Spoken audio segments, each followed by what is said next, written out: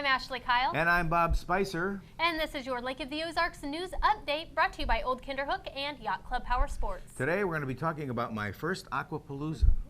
Camdenton Airport receiving funding. Christmas in July for Osage Beach. A man who shot an intruder. Black bears on the prowl. And much more. First, here's a word from Old Kinderhook Golf Resort.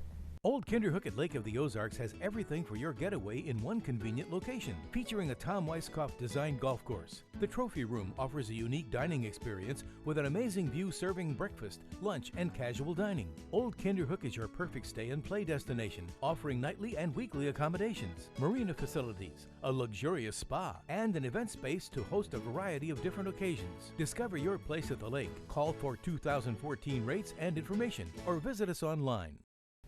Aquapalooza rocked the lake last weekend with a lineup of tribute bands playing hits from across the ages to crowds gathered at the 19-mile marker. And of course, Lake TV was there to catch the sound of the summer. Take a look. It was boats, bikinis, bands, boats, and more bikinis, as Mother Nature offered up a picture-perfect day for Aquapalooza 2014 at Dog Days on Lake of the Ozarks. There were boats from Iowa, Kansas, Illinois, Nebraska, and Montana. Boats with names like Yachts of Fun, Sea of Stars, My Alibi, and a personal favorite, Dolce Vita. It's Italian for the sweet life. There were vendor booths, boats, and one little dog. For Aquapalooza 2014 and for Lake TV, I'm Bob Spicer.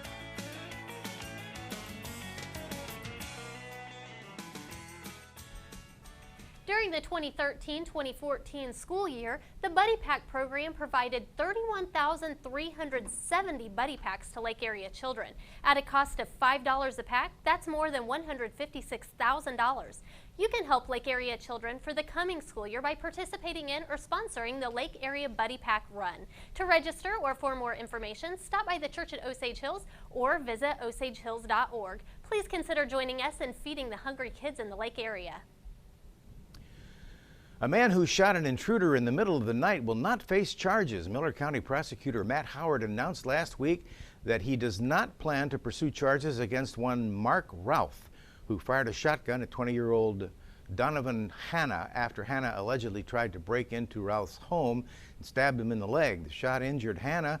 He'll face charges of assault and burglary. Howard says he expects a little bit of pushback from his decision not to prosecute Routh, but after an investigation, he believes the man was within his legal rights to shoot somebody who had already caused him serious injury. It was Christmas in July at the Osage Beach Board of Aldermen meeting last week. The city recently purchased more lights for its holiday display, but some of the aldermen are not sure where they want that display to be. It has been traditionally set up at the city park, but some are wondering if lights might be better along Osage Beach Parkway. According to Assistant City Administrator Gina Woods, retrofitting the lights to hang from the light poles along the parkway could cost up to $24,000. By the end of the discussion, the board members decided to find out if some local businesses would want to host a light display. They'll make a decision based on their findings. While Osage Beach fights for federal funding, Camden County employees have been fixing up the Max Creek Park. The county took ownership of the park this spring after the city of Max Creek dissolved in August of 2012. This is the first park the county has owned, and Presiding Commissioner Chris Franken says it'll cost about $400 a month to keep it mowed and accessible for locals to enjoy. Because the restrictions and the restrooms, rather, at the park were not considered according to county standards, they'll be torn down, but there are not currently any plans to rebuild them. Franken says the park will ultimately need a sponsor to help fund future projects. The city of Osage Beach is continuing with its repairs to the park that was damaged by floodwaters last summer. But city engineer Nick Edelman says he's not been seeing eye to eye with the notorious Washington agency helping pay for some of those repairs. Edelman says FEMA is backing away from the original agreement for funding repairs to the park. The problem is there's a new FEMA agent on the job, and Edelman says the new guy doesn't agree with what the old guy promised. The city had submitted a list of items to be funded, but the new FEMA agent is taking things off the list that the previous one said could receive federal dollars. The city originally expected to receive $70,000, but now it's anyone's guess as to what the final number will be. The Camdenton Airport's getting some serious help from the state of Missouri for the project to extend the existing runway. The city has been approved for a block grant totaling more than $276,000 to help obtain land for that project. The total project cost is just over $300,000. So with the state grant, the city will only have to pay for about 10% of it. Lock up your dog food, trash, and any other outdoor goodies that might attract a nosy critter because black bears are on the prowl. That's the word from the Missouri Department of Conservation, who says summer can be kind of a lean time for bears. They'll eat plenty of blackberries as they get ready for winter, but a bear won't pass up a free snack in an open garbage can or dog food container. Even hummingbird feeders can be a temptation. The problem comes when bears get used to finding food at someone's house. They can become a pest, and that usually doesn't end well for the bear. So, especially in the summertime, your best bet is to keep pet food, livestock feed, and even barbecue pits locked up tight. After this word from Yacht Club Power Sports, we'll return with an exciting announcement as well as a look at some events happening around the lake this weekend. Stick with us. Things are looking up at Yacht Club Power Sports. On the water, in the woods, or on the streets. At Yacht Club Power Sports, we have your ticket to ride. Like an awesome lineup of Can-Am ATVs and side-by-sides. The Can-Am Maverick Max can tear up the trail, or you can make your own trail. Come into Yacht Club Power Sports and check out the all-new Sea-Doo Spark. Things are looking up at Yacht Club Power Sports in Osage Beach, under the big red sign in front of Hy-Vee. Yacht Club Power Sports, where the fun begins and never ends. Well, we're going to brag a little. For Lake TV, we're proud to announce we'll be extending our reach to Springfield. We'll be bringing more exposure to the Lake of the Ozarks with a new segment every week on the CBS station there, Color 10. The segment's called Life at the Lake, and it'll focus on activities and events happening here at Lake of the Ozarks every week.